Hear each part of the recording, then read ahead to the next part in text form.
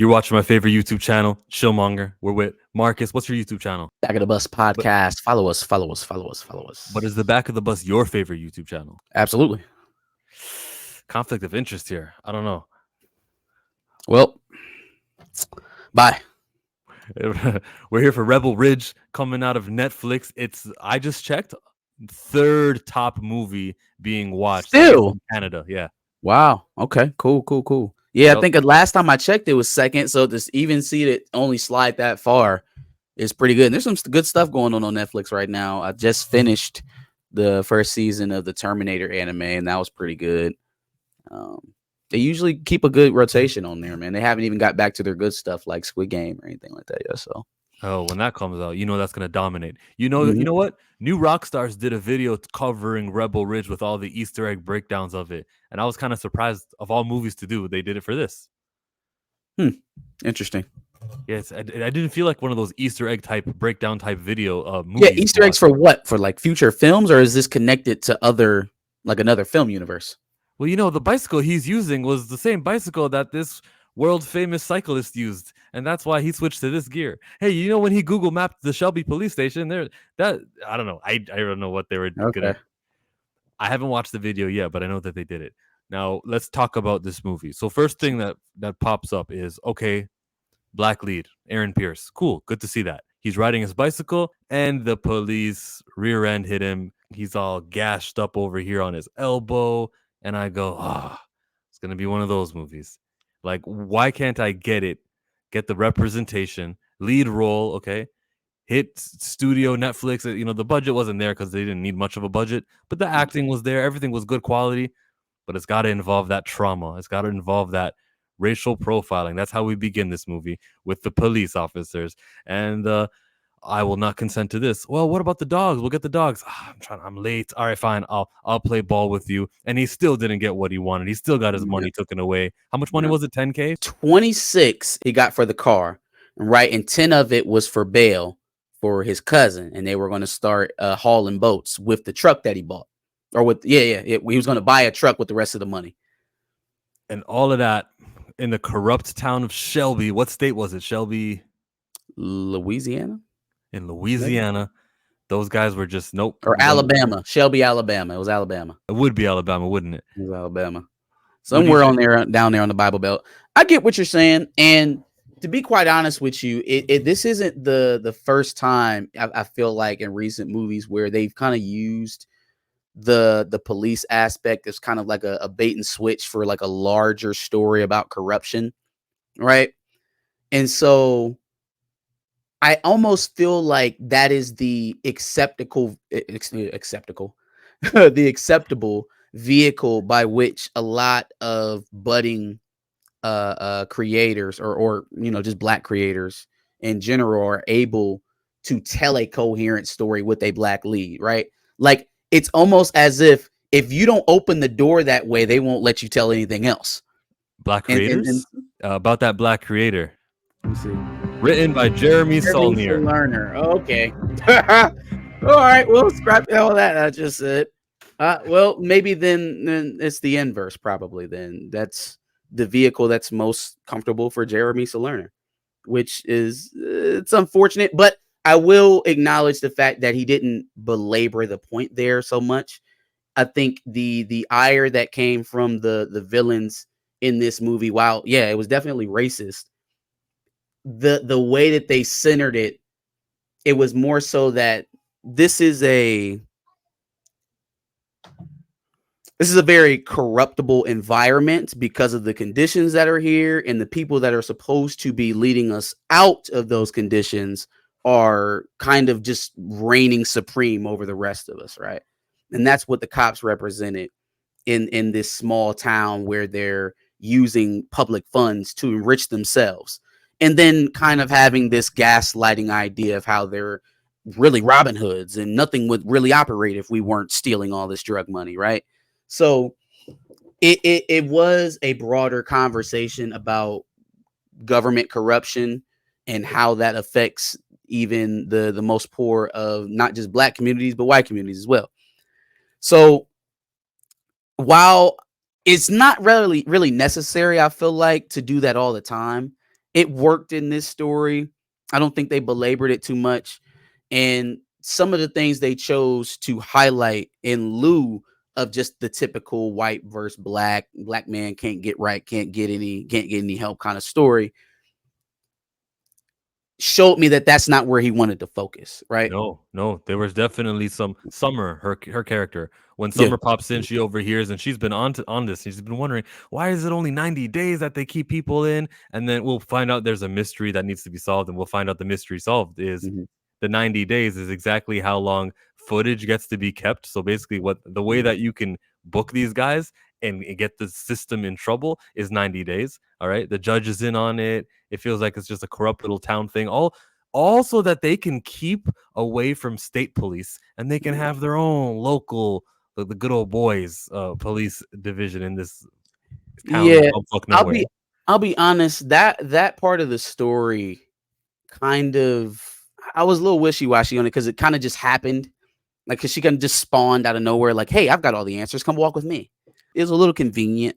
I also realized that he probably realistically wouldn't have been able to navigate through this situation without some sort of help. So it didn't I didn't lean on it too much, but it stood out to me as some convenient plot armor. Like, oh, hey, here's the also helpless white girl in the office who's looking to help. And she didn't Um, pay for that milkshake. Very convenient. Yeah, she didn't. But I want to but rewind that. Let me get to that point. I know it doesn't really matter, but did they pay for that milkshake? Or so she buys the milkshake or somebody the paid for it, didn't snow they? cone. Maybe they already purchased it, and then it's one of those Yes, where you you just can sit try down it. right afterwards. There you go. Because when the police come, they just Yeah, he leave. probably got that at the counter. I already paid for it. Let's go. Yeah, exactly. Because that would have drawn attention. The police would have came Mhm. after you. Yeah, right. Thanks, Cindy. It's called civil asset forfeiture. And it's legal? That is so unimportant. Shit. What comes next in the movie? Let's try to do this one in order because there's something I want to talk about towards the ending that revealed it was definitely a Jeremy Saulnier who wrote this. The movie. scene, the bike scene where he catches up with the transport bus, that was pretty dope. That was pretty dope. suspenseful. Yeah. So I know makes what he was gonna do, but it was just like a show of strength, I guess. Like, yeah. Mhm.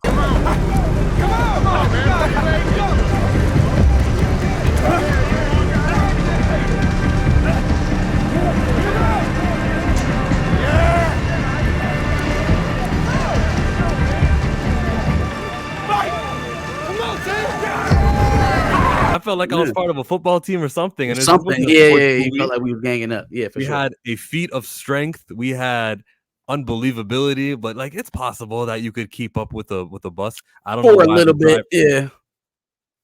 I mean, for a bit, you know. I know if he ended up chasing them on down the highway, I probably would have been like, all right, man, come on. Now. Yeah, the He kept driver up with it for a definitely little bit. wasn't trying to outspeed him. No, It was I guess maybe because the roads. You see, if you go too fast, you'll pop a tire. So logically, that's why the driver couldn't go to all the way to like 70 miles per hour. I don't know Just miles per hour. Is that I do kilometers? Was that a that's what's our the highway closest to me, 70 miles. I knew it. See, look at me broadening my horizons to the American audience. So his interactions with the police, there's like 3 cops, and Officer Jessica seemed like, a good neutral cop, let's say, good cop, quote unquote. So towards the ending, when we're looking for Serpentico, or who was going to be the insider cop, I was like, yeah, it definitely is her. Plus, they play with us because her skin was dark, and we're going, oh, of course, if any one of these cops is the one who's going to be the good cop, working from the inside out, trying to be the true good person, it would be Officer Jessica. She wasn't a good cop. Yeah, I was say the thing that tripped me up at the end was her trying to flip the situation when he had the chief in the back in the evidence locker. I'm like, hey, Oppie, what's up with you? What are you doing? What are you doing? I think she was still trying to maintain her position at that point, which makes you an op. This makes you complicit. This is always the but there are good cops too argument. Okay, there are good cops that continue to be complicit with bad shit from bad cops. Is that a good cop to you? Like, if you're going to put up with everything that you just seen this man go through, right? Got his family member killed, and you're walking him out at gunpoint after everything you've seen and uncovered from your own department. You're trying to walk him out at gunpoint? Girl, you should be calling the National Guard if you were a good cop. You should be calling the state police if you were a good cop. You should be calling the FBI if you're a good cop. Not trying to control the situation so nobody gets into too much trouble. They shot one of your homies. They shot one of their own. It was just the whole situation was just a little bit messy. But I absolutely see it playing out that way because that's how a gang works.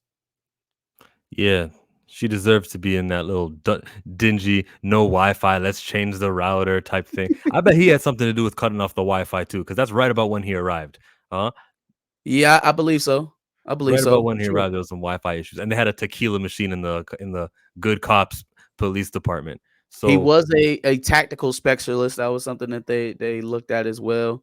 One of the things that stood out to me about him is that he's basically a walking weapon, right? He's a martial arts instructor. Yeah, he's a martial arts instructor for the military, for special forces. This man could decimate this entire town in a day, right? This is the type of person that they send in to destabilize governments. That's the type of asset he is. He didn't kill a single person the entire movie, Chill. Let's not do that. That was what I was talking to you about on stream last week. He didn't kill a single person. He broke some bones, probably hurt some feelings, lowered some egos. He didn't kill a single person. Forget Green Lantern. He's Batman. Well, I don't think Batman really be caring about the homeless people that he beats on from time to time. But Aaron Pierre in this movie had a level of care. And I think it came from that connection of like, okay, y'all are definitely corrupt. But like in terms of men of the uniform type of camaraderie, I don't want to come in here and just lay y'all all to waste because that's something I'm gonna have to live with. Like I murdered all these cops. And I don't want to have that on my conscience, even though you're all dirty. So I'll just beat the shit out of you if that works. And now we're being joined by our friend Onzo. His YouTube channel is Big Afford Entertainment. We're right at the scene where Chief Sandy is addressing my boy. And look, Chief Sandy just did him dirty. He told him come here at 9 o'clock when Henry, what's his name? Terry? When Terry Richmond came through right around 9:03. You just missed your brother. It's crazy, you know? He did him dirty. He gives him the little acronym, first thing is this, then there's a contingency plan, then there's plan C, and you really want me to get to E. What did you think of the chief? Do you think like this is where we can finally say this chief is crooked? He's not just, looking out for the boys. He's more than just a guy who's he's more corrupt than he was given away. I think it made it okay that he clearly had defined his position as just being a corrupt individual. And like you said, this isn't about money for the community or, just a few things for the boys to blow off steam. Like, no, you are driving the negativity here in this situation. It made it easier for the audience to eventually see him take the harsh downfall that he takes. I think naturally there's a bit of massaging you have to do when you have your villain be a public figure, especially a police officer, because a certain bit of the audience is going to automatically identify with that individual. They're not going to see the obvious cues of a villain if he's wearing it under the guise of a police officer. So you have to hammer home that concept that, hey, no, this is the bad guy here, so that the audience is okay with the fact that he's about to get his ass kicked. I don't think you make a movie without massaging that situation first and then show the police chief getting his face beat in. Yep. Well, for me, I thought right from the start, oh yeah, okay, he's not there to help at all. You know what I mean? They seen the fact that this black man was carrying that much money, and no matter what it was, they wanted it because they were using it to fund their department. You know what I mean? So right away, he was just like, yeah. And then when they had that little conversation in the morning, I to be honest with you, I thought he was at least going to get to see his brother. You know what I mean? I thought that's what was going to happen. When he got there and he was like, oh, you're 3 minutes late. I was like, man, okay, yeah, you messing up right now. Trust me. So how did it wrestle with you when he cuffs them? Hey, sit down in that chair, sit down against that chair. And he's inside and he's taking care of business, right? Let me see the money. Let me see this. Let me see that. How easy was it for you to side with Terry? extremely easy, Easy. because what I liked is the fact that he didn't care about anything else except getting his money.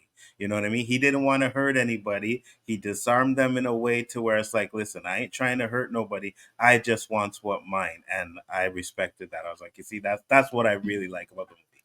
He went as far as to pay them money they weren't owed, money that they tried to steal from him. He said, just give me the 10 for bail. You can have the rest. Right. And it's also ironic, sticking with that idea that, oh, no, there are still some good cops. Right. Isn't it ironic that the least corrupt of the officers on the force, the one who eventually ends up helping Terry at the end, the least corrupt of them is the one who started this entire situation by trying to steal the money from him in the first place. So tell me again about good intentioned, well-meaning cops. Right? The same guy who's got a hole in his leg from one of his own riding to the hospital with Terry is the guy who got this whole thing kicked off because he wanted to steal some money from this black guy. So, like, again, I get that give me his name again, who writer and director? Just Jeremy Sulfur. Salerner, right? I get that we had to have the unfortunate vehicle of, anti-black racism from the police department. Very, very, uncharted territory there. But what he did with it, I thought, was very creative. And he did something with it that a lot of people don't take the opportunity to do. He showed the morality and the purity of a character while also showing the formidable nature of him, right? The strength, the physicality, but also the maturity and the intellect as well. It was very, very well balanced from the lead character, at least. And I even think from the villain, Don Johnson's villain, presented very well because they flattened it out. They made it very simple for you to understand, right? This is not but I can understand where the cops are coming. No. Just complete bad for the sake of being bad. And that makes it easier to digest as we're moving along the film. The cops are on the run. They're chasing over our boy Terry. He gets there. Let's get this bail signed. Let's get the money counted. Did it go through? It went through on our end. As soon as that happens, man, all hell broke loose. He puts his hands up. He went down his knee. Got tased for no reason, which was... It happens, but it's like, damn, did I really need to see that scene one more time play out in the movie? Dehumanizing. But anyways, it happens. Then they cut him a little deal, you see? And this is the climax of the movie because I'm like, bro, it's not going to get any better than this for me. He tells them, you are going to leave this town. You'll never come back again. You should have just told us who you were because then that way, that would have been the thing. But let's de-escalate, guys. Paid in full. More than makes up for the bail you're short. I didn't ask to get paid off. Son, I'm trying to make you whole. Now go haul boats or sell that truck for cash. Whatever you decide to do, you do it damn far from here. Because if you enter this township again, this will go another route. They felt like they resolved the Terry problem, and that was it till he gets that phone call because our girl, Summer, she got injected with, let's go with heroin? What are we going with? I don't even know. They didn't really tell us what they injected her with, eh? Yeah. Probably whatever she was addicted to before, so it lined up. I'll go with heroin. And that brings him back into town. He didn't need to be back in town, but he came back in town. And sorry, am I wrong? Is it that brought him back in town? Or yes, was it? Yes. Yeah, because he wasn't interested after his cousin died. That was the only reason why he was there. So this whole angle of there being the corrupt government or people stealing, he didn't care about that. It's when he had a personal loss, and then it was like, all right, which I appreciated because it made it human. Like if there's a racist police department bearing down on your neck, you're not going to stand around and try to fight them and make change. You're going to try to get out of Dodge, which is what he did until they made it personal again. When he went back, though, I was like, I'm like, you know what? I know he wanted to, protect the girl because she has been there for him, and I get that. But now you're messing with your life, right? Because they done told you, don't come back here. You know what I mean? And I get it, your friend and whatever. Well, I wouldn't even say friend because she just helped him. She just started helping him. So I understand that maybe he may be sympathetic because you were the only one trying to help. But man, if your life is on the line, I'm like, listen, I'm gonna go over here. I'm gonna call this department of police officers and have them come over there and check it out for you. Okay? Well, Don't but she's worry. only in jeopardy because she was helping him. So it kind of Yeah, makes it that's like true it, too. it ties it to him. Like he's not responsible, but Yeah, that's true he too. is tied to it. So Yeah, that's true So too. now talk me through this scene here. We got a pull. He got pulled over. He got caught in town. Look at how focused. They put a gun in there. They started shooting at him. This is life or death now. There's no coming back from this. Like as soon as they pulled him over, they decided what they were gonna do. He was cold in his eyes. Man, we got these new lights in these cruisers, and it's so smooth. He threw the gun inside. That was it. He planted the evidence. He had reason enough to kill him. This guy was this Shelby officer from Louisiana, Alabama, was willing to kill Terry over what? You were gonna ruin it for us, and we were gonna have a state police station division covering us. That's so backwards, but that's how lifeless Terry is to them. That's what they thought of him. Hmm. the And fact you're that they thought that they could do that to him, that they could corral him like that, like they were suited. It just shows you the arrogance that they were. 100%. Because even like you said, right? You know, they're the police officers, so they could have made up any other story, had a whole bunch of police officers collaborating with it, and they didn't actually have to be like, okay, you know what I mean? Like he could have got arrested for, hey, he attacked us. That's it. Boom, you Yeah. know? But it's like you said, they had no value for his life, and the fact that he came back was like, oh, so you don't care about what we say. Okay, well now you can How fight. dare you? Yeah. We'll kill you for that. You're not going to be alive anymore. That's what they thought. Mhm. A lot of this was off the books, though. Every problem they had with him was not recorded because the way that the police cameras work inside the car is that as soon as you turn off the engine or something, the recording ends. Except for that one good cop who had 90 seconds in advance. I don't know, 3 minutes in advance. You will be recorded as soon as he turns on. So Yeah. that was a thing there, and it did matter. It did matter. It was important to try to get these guys in trouble. They just tried to kill you. No one's called in the cavalry. With what they could pin on me should be a federal task force dropping a attack team on the roof right now. You're keeping it quiet. Yeah, because of what you found. The movie kind of picks up there again because now it's life or death. Now it's, they know, Terry knows and Summer knows. We've got to burn every part of every store, anything that's stored. We got to destroy it. We're gonna cover our asses, and it's on. He successfully defeats the police officers on the street. He links back up with Summer. I forget what happens in the movie. That's why I have this open. They end up going to see one of those guys that tells them exactly. Yeah, this one tells them exactly what's going on and why the Oh, that's the corruption other is guy who happening. works at the bail bonds place Yeah, in the exactly. courthouse. Yeah, And confront him at night while he was playing with his kids, which is like, bro, you can't do that, but whatever. We'll let that slide because we're so invested in the protagonist. But yes, they brought a little bit of a mess to the kids. Hopefully none of the kids get endangered or no cops showed up on the scene for that. Get some information out. Oh, also, he had that Chinese dude or a Korean dude, excuse me. No, Yeah. was he Korean or Chinese? He fought in the Korean War, but he was Chinese.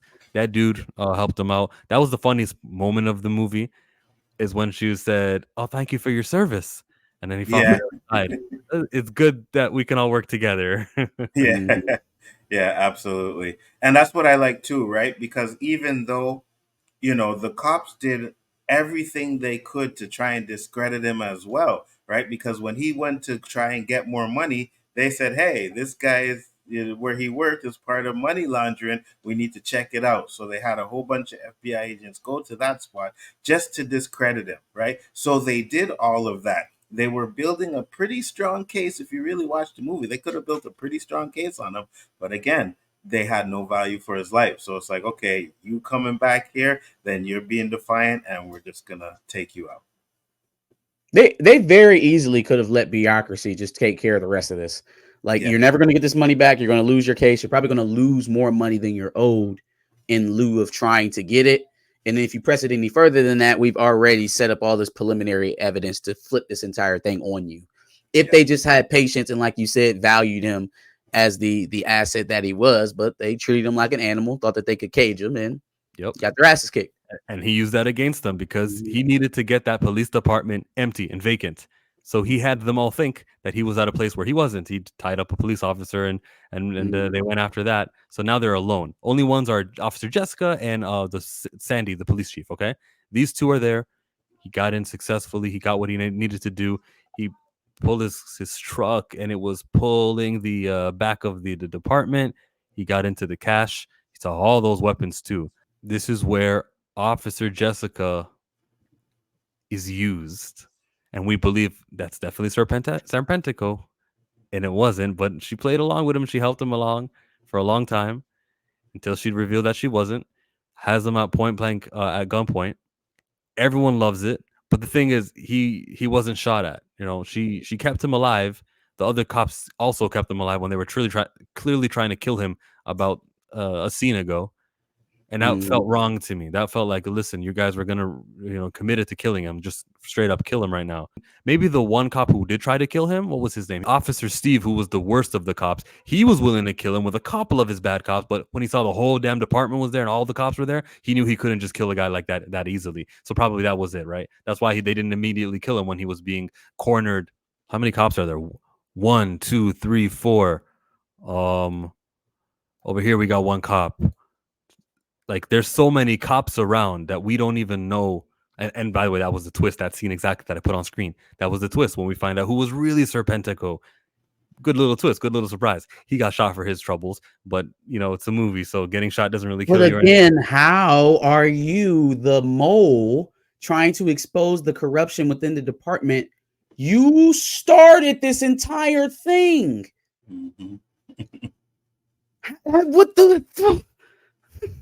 the mole trying to stop the corruption is the inception of the entire event?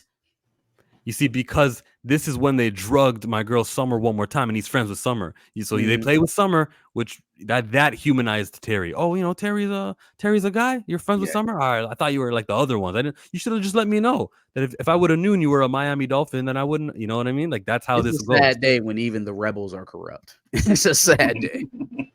And I'll say this because the black girl, I don't think she was as corrupt as the rest of them, right? I think she was trying to be a good police officer. And then when she seen that the rest of them were doing what they were doing, like willing to kill their own for that, that's when she decided to be like, listen, this is too much, right? Because she had many chances to take him out. And I believe if it was any other one of those cops, they would have probably took him out real quick. But I think she was trying to do the right thing. Even though she knew they were bad, she still understands that, we got a court of law. We got this and that we got to follow. And then when it got too hectic towards the end, that's when she realized I can't stand to be a part of this. Which is when he moved, and I guess she didn't pull the trigger because she was still iffy about whose side was the right side to be on. Yeah. We get a cool gun scene. We get cool canisters of like smoking, and it looked all right. The budget wasn't huge on this movie. They returned to the police station to shoot this portion of the movie, so we know the budget wasn't there. But all right, it still worked for me. It was still intense to me. I seeing him. Where is he? Where could he be? Who knows where he is? And he's like underneath the car, and he's getting in right behind somebody. This was cool. And managing Marcus not to kill anybody. Yes, Not a single person. It's crazy. Yeah. We escalate to a scene where there's a chase. Okay, cars are being chased. Sandy pulled out the order, and we get good guy cops. We get a twist. We get the force isn't all bad. All cops aren't this way. They will turn on each other for the right thing. And that is when I went, that is a Caucasian writer, director. Oh, you have to save a little bit in there for some cop propaganda. You have to. You got to. You have to massage this whole concept into the minds that it needs to get to. And it's not going to happen if there isn't any heroes on the police force when this is over, even though the black cop was literally leading him out at gunpoint to eventual murderers. And then the insider mole cop is the one who initially started this entire kerfuffle. So yay, good cops. And I don't really have an issue with that as well, because we learn in the movie that that department was always under investigation. They've been trying to shut that department down for a long time, right? And it's just the fact that they started doing their criminal stuff and making their own money while they were able to sustain it. So having other cops come in and finally one being, or maybe two being a whistleblower, then I was like, okay, I could get that. I get that. Little anticlimactic for the end, but I get it. So we get the police escort, and then he goes into the hospital to get Summer, and then he returns back and be like, I'm gonna need this thing. Facts. I don't trust them. Facts. Yeah, I don't trust Facts. y'all. Yeah, I definitely don't trust y'all. Facts. And to see the way when he sat down, the way he was holding on to it, he was like, "No, you're gonna have to kill me to get this from me." Yeah, I agree with what 100% what he did. Solid movie. What did we think about the post-credit scene where they asked him to join the Justice League? You guys didn't As see that John one? Stewart, as Yeah, John as Stewart, John he'd Stewart, be you a guys- great John Stewart. Yeah, 100%. Yeah, I mean, I think he could pull it off. I would like to probably see somebody fit the skin tone a little bit more accurately, but I think he could do it. I think he could actually hold the role for sure. I agree with Marcus. Oh well, I don't even want John Stewart on screen, but that's a whole different. Yeah, he's a hater. Yeah, we He's know a that. hater. We It's know. a whole another Facts. conversation. Facts. Be a subscriber to the Chillmonger channel, to the Back of the Bus channel, and to the Bigfoot Entertainment channel. We are out. Peace.